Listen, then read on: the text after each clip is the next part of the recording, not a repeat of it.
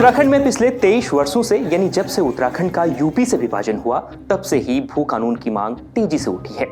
भू कानून यानी पहाड़ की जमीन से जुड़ा हुआ कानून। यह कानून पहाड़ में बाहरी प्रदेशों के लोग कितनी जमीन खरीद सकते हैं, रहने के लिए, उद्योगों के लिए, यह सब कुछ तय करता है। पहाड़ के लिए मजबूत भू कानून की मांग करने वाले लोग कहते हैं कि भू कानून के कमजोर होने की वजह से उन्हें कई नुकसान हुए हैं। पहाड़ की जमीन पहाड़ियों के हाथ से छीनती जा रही है।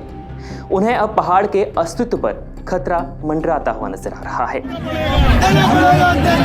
हमारे पहाड़ों पे कब्जा किया जा रहा है, अवैध कब्जा किया जा रहा है, उसका सरकार जिम्मेदारी क्यों नहीं ले रही है? वास्तव में उत्तराखंड के लोगों के अधिकारों वाला भू कानून फिर से स्थापित करना पड़ेगा। तभी 2 दिन पहले उत्तराखंड की राजधानी देहरादून में एक बड़ी रैली हुई जिसमें लोग प्रदर्शन कर रहे थे। उसमें पहाड़ के लोग भू कानून और मूल निवास की मांग को लेकर सड़कों पर उतर आए थे, जिसके बाद ये मांग और तेज हो गई है। नमस्कार, मेरा नाम है नरेश कोश्यारी और आप देख रहे हैं India.com। उत्तराखंड में पहाड़ी बनाम बाहरी की बहस फिर से छिड़ गई है। पार्टियां हर चुनाव में मजबूत भू कानून की बात जरूर करती है, लेकिन कानून कोई भी लागू नहीं करता। हालांकि बीच बीच में इस कानून में कई बदलाव हुए, अलग अलग सरकार आई तब, लेकिन कानून मजबूत नहीं बना। बीते कुछ साल पहले पहाड़ के लोगों ने यह दावा किया था कि बाहरी व्यापारियों ने, पैसे वालों ने पहाड़ के बुग्यालों पर निजी बोर्ड लगा दिए हैं। यूपी के कई बाहुबली नेता पहाड़ की जमीन पर कब्जा जमा कर बैठे हुए हैं। करीब 40 लाख से ज्यादा बाहरी राज्यों के लोग स्थायी निवासी बन चुके हैं उत्तराखंड के, जिसके बाद अब मजबूत भू कानून के साथ मूल निवास की मांग भी उत्तराखंड में तेजी से उठने लगी है। तो चलिए आपको बताते हैं ये भू कानून और मूल निवास आखिर है क्या।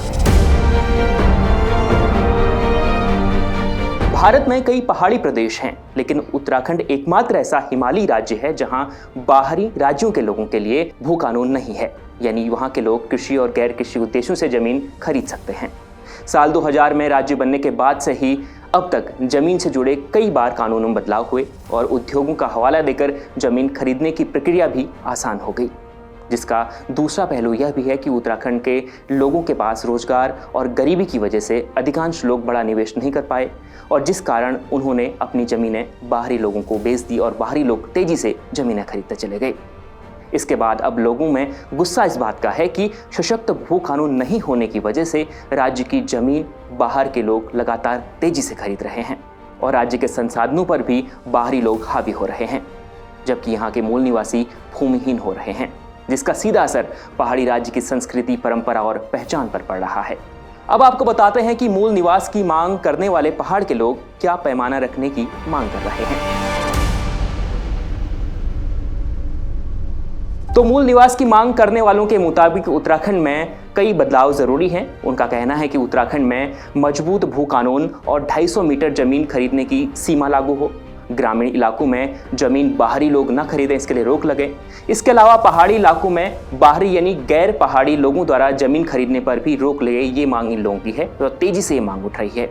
इसके अलावा मूल निवास प्रमाण पत्र जारी किए जाएं, ये सबसे बड़ी मांग है और इसकी जो कट ऑफ रखी गई है वो 26 जनवरी 1950 से रखी जाए। ये लोग इस मांग पर लगातार अड़े हुए हैं। तो यह मांग पिछले कई वर्षों से उत्तराखंड में उठ रही है। उत्तराखंड की राजधानी में पिछले 4 से 5 महीनों में इसके लिए 2 बड़े आंदोलन भी हो चुके हैं, लेकिन फिलहाल सरकार का इसे लेकर जो मंशा सरकार की है वो साफ नहीं हो पाई है। तो आप बताइए, उत्तराखंड के लोग जो मांग कर रहे हैं उस मांग को लेकर आपकी क्या राय है उस पर, और उत्तराखंड के लोग भू कानून को लेकर क्या सोचते हैं, आप हमें कमेंट कर जरूर बताएं। देखते रहिए India.com।